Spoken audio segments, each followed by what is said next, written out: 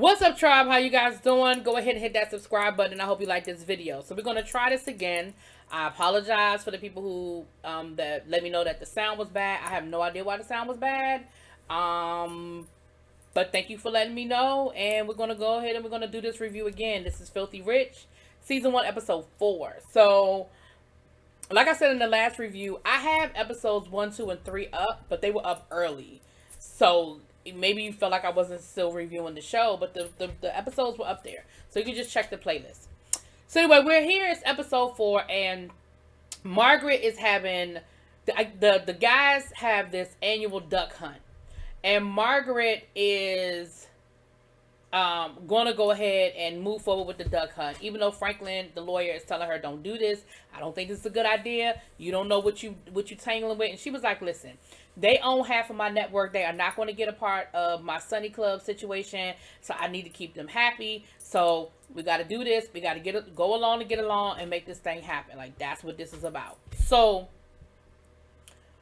they go down to their little, the little summer house where they were before. And Jackson is there. Remember, Jackson is the son that's pretending to be the guy in the coma. Okay. Rose was already at the house because she was keeping Ginger and her mom.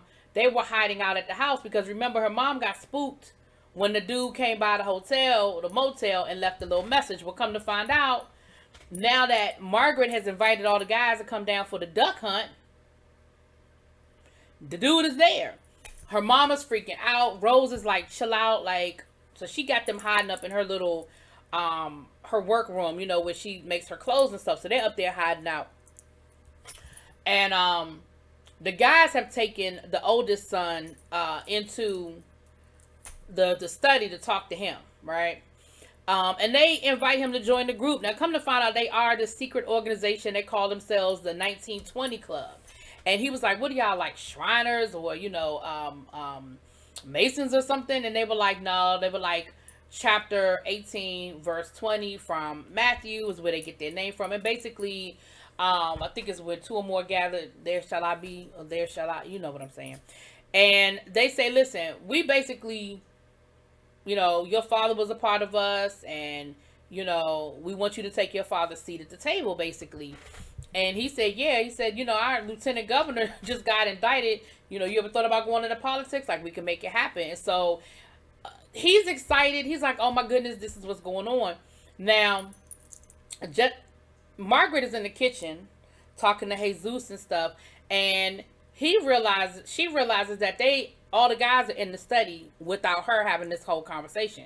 So she makes up an excuse. She picks up a cake and she makes up an excuse to go in there to try to stop the situation from happening, or at least be a part of the conversation. And she gets in there and she ends up sending the son out the room, and she tells the guy, she said, listen, I thought we weren't going to discuss any business till after dinner. She said,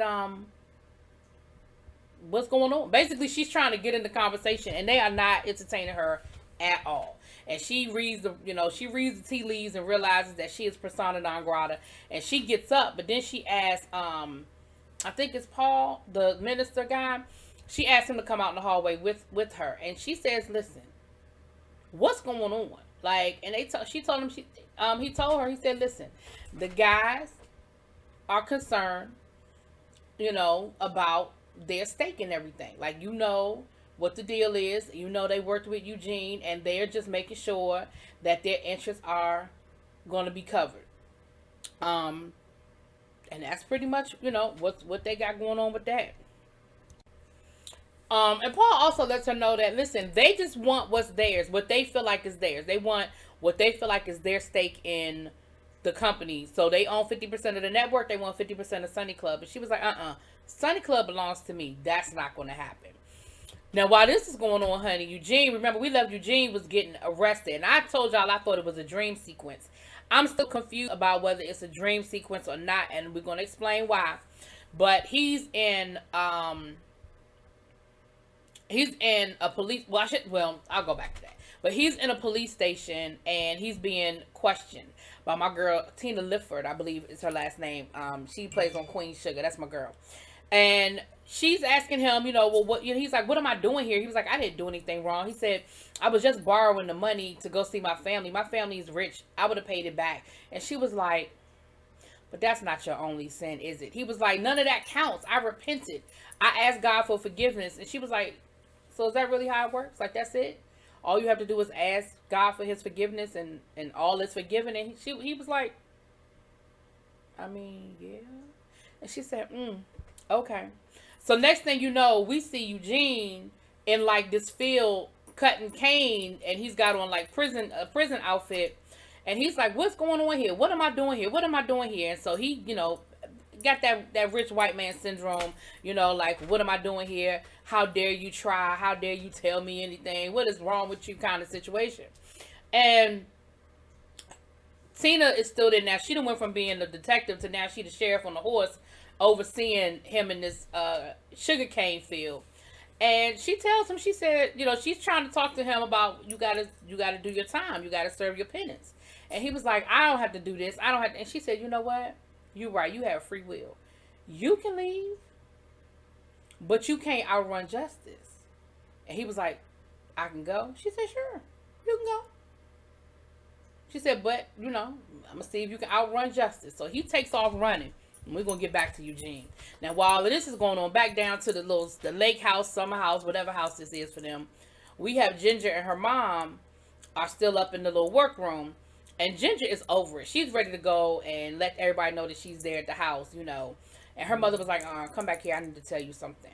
And so her mother starts telling the story of how she met Eugene and how she got caught up with these guys. And what we find out is, she said she was a young Vegas showgirl, honey. And this, Christian convention came to town. And she said they were anything but Christians. They were, getting drunk and fornicating and doing everything else. She said, but Eugene was actually a good guy. He really wasn't getting involved with none of it. But then they ended up paying her $10,000 to seduce Eugene. And she said, I felt bad because part of the deal was that they would videotape it. And then, of course, they were going to use it to hold over Eugene's head. And she said, we never thought we would fall in love. Like, we never thought we would end up in love. And so she said, I felt bad. I always felt bad about what happened because I never told him that it was a setup. I never told him that I was in on it. And maybe if I had told him what I knew, that we'd have been able to maybe fight them together. Now, while she's confessing to Ginger, and she said one of the guys is the guy that came by the motel and left that little message for me. And I know what that message is. So, like, we need to stay up here. We need to let Rose handle it because we cannot let them know we're here. Like, that is going to be a whole problem. So, Rose is actually on the outside of the door listening to the whole conversation take place. And so now, next thing we do, we see her in the garden upset, pulling weeds and everything else. And she's pissed off, and Jackson tried to talk to her, and she was like, you ever had a secret but you couldn't really tell anybody the secret? He was like, you mean like pretending to be your brother that's in a coma secret, like that kind of secret? And she was like, oh yeah, that's right, I forgot, you a liar too. And he was like, whoa, wait, how we get there? How we get to me being when did we get to me being a liar? Hello? And she says, listen, I just need some time alone right now. Now, while this is going on, Victoria is the wife of one of the 1820 guys. And she is drunk off her butt. And she is flirting with Jackson and trying to, tell my son, we need to talk. I want to hear all about your life. I want to hear all about how you grew up. We need to talk. And, she's coming on real strong. And he was like, yeah, thanks, I guess. While this is going on, child, Jesus is on the porch. Well, Jesus' daddy, I think, because Jesus is the baby. But Jesus' daddy, he works for Margaret. His mama come rolling up, and she's pissed off that he's down there. She's like, listen, you're not going to throw me over for Margaret. Like, Margaret is not your mama. I'm your mama. And these guys, because she ends up seeing the dude from the 1820 club that she knew in her former life as well. And, of course, remember, he called her a hoe last week. So he's talking trash to her, and she's talking trash to him. And it is what it is. And he tells her, look, you need to go back. You need to go back to the city.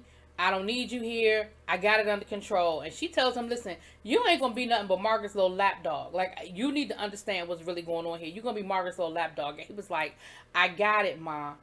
I got it. I'm going to need you to chill out. I'm good. And she was just like, whatever. You don't know what you think you know. So, while all of this is going on, remember the oldest son, you know, he has a little chicky chick that's cool, that works for Ginger. And he finally showed her his face, and she knows who he is. So she knows that he, you know, in his connection to Ginger and all of that. And he's still talking to her, and they're talking. It looks like they do more talking than getting into sexual things, you know. But she's talking to him, and you know, he seems like it's someplace that he could talk and be comfortable. So, his mama ends up walking in on him while he's having one of these conversations, and she tells him, she says, listen, you, like, I need you to not get in with these guys. Like, they don't mean you any good. He was like, what you mean? They trying to make me lieutenant governor. She was like, okay, maybe not. But she said, like, really, I need you to understand that there's a bigger plan. You don't know everything, and I really need you to just chill out. Like, trust your mama. Like, don't get caught up with this. Now, oh, I forgot this part of the conversation. Rose actually was talking to Jackson about how one of the sons from the 1820 club, actually, she was engaged to him, and they were supposed to get married. And she says, you know, I don't know what to believe anymore. I don't know who to believe. I don't know what to believe anymore. And at the end of the day, that's when she told him she needed some time to think. Now, Margaret decides, I'm going to have to just go ahead and throw him a bone. So she ends up meeting with the guys, and she tells them, listen, I can't give you a stake in Sunny Club. Sunny Club belongs to me. I don't care what Eugene promised you. She said, but what I can do is I can make you guys contractors, and basically y'all will end up getting a, they'll get like a, you know, the protection of the church, you know, where you don't have to pay taxes and stuff. Now, she keeps looking for Franklin. Franklin ain't nowhere to be found. This whole time that this is going on, Franklin is MIA. But so she's making these decisions on her own the best way she knows how, because Franklin ain't around. And so, of course, they were like, well, I don't know about that. We're going to have to think about that. But for real, they happy because they just trying to get it in. They just want their foot in the door. And I think they feel like once they're in the door, they can manipulate and move her around however they need to get what they want. So they're kind of getting what they want a little bit. Now, the brothers are trying to shoot the pig for, they're going to do a hog roast later on that night. And the son is trying to get, you know, he gives the gun to Jesus' daddy. And he was like, yeah, nah, I'm good. Like, I beat people up. I ain't shooting nobody. Then he gives the gun to Jackson. And Jackson was like, yeah, this not my stilo either. And that's, at that moment, that's when Victoria comes along. She, you know, once again drunk, trying to get Jackson to talk to her, you know. And Jackson actually does want to have a conversation. He was like, tell me about Rose's ex-boyfriend. She said, oh, well, they were trying to, he was on his way to becoming a Supreme Court justice. And he was like, oh, really? Tell me more. You know, like, I want to know about this guy. Now, back at the motel, Jesus' grandmama is pissed off that she, you know, she's still mad that she got kicked off the property. And she ends up running into the chick that be talking to the oldest son, you know, on the internet and everything. And she says, hey, you know, if you got a job, I got something for you to do to make a little bit of change. She was like, well, I don't have to show my hoo-ha-ha. He was like, no, you don't have to show nothing. She said, okay, well, maybe we can make it happen. So later on in the episode, we see where basically she ends up having a date with one of the 1820 guys, and they're getting that on tape. They didn't send the clip of that to Ginger, honey. So Rose ends up telling her mom what she heard. She said, listen, you know, I don't know how to deal with this. Like, I got my dad, who I thought was a stand-up guy, come to find out he was a cheater. Now, all these guys that I grew up with, I called them my uncle. One of them was almost my father-in-law. I hear that, you know, this is what they were doing, and they were blackmailing my father. Like, I really just don't know what to do. I don't know how to handle this. I don't, it's too much. It's just too much for me to handle. And,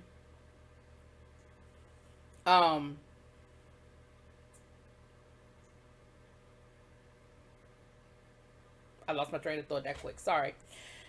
And so, um, Margaret says, you know what? Ginger's upstairs because she ended up telling her everything that Ginger and her mom were there. So Margaret ends up going upstairs and talking to them and saying, listen, we all need to unite. Like, the guys think they got it all sewn up. They think they have me figured out. They think that I'm so easy pickings. Like, girl power united. If we all work together, we can get these guys right where we want them. And Ginger is like, yeah, right. Like, I don't trust you. I don't believe you. Like, I don't think this is going to happen. And she was like, no, really, like, this could work. Like, you know, we just need to make it happen.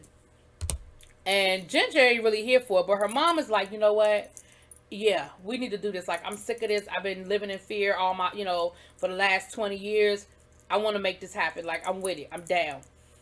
And she says, well, first we need to get you clean. Like, we need to get you off the alcohol so you can have a clear head, and then we'll figure it out. And she was like, you know, you're right. I'm tired. It is time. It's time for me to get clean. It's time for me, you know, clear my head of the alcohol. Now, in the meantime, honey, Victoria and Franklin got a love thing going on, honey. And we see where Franklin been all weekend. Franklin been laid up with drunk ass Victoria. And Franklin is telling her, he's like, listen, you doing a little too much. Like, you coming on a little too strong to Jackson. And she said, I know. But this is the closest that I've ever been to him. Like, I want to know everything about him. Like, I love him. I want to know so much about him. Well, come to find out, baby, Eugene was sleeping with Victoria, his friend's wife. And that Jackson, the real Jackson that's in a coma, but she think that's the real Jackson, is her son that she gave up for adoption. Remember, we found out in the second episode that he was adopted. Baby. And Franklin was like, well, just go and talk to him. Like, let him know who you are. She said, are you stupid? Like, not only would, you know, with Victor, I think her husband's Victor. No, she's Victoria. Anyway, not only would he kill me, he would probably kill him. Like, that's not going to happen. Like, that's not even an option. So, now we understand why she was coming on to him. Like, it wasn't just because, like, she wasn't trying to sleep with him. You know, that's her son. So, the ladies also have a tradition where they get into the furs, honey.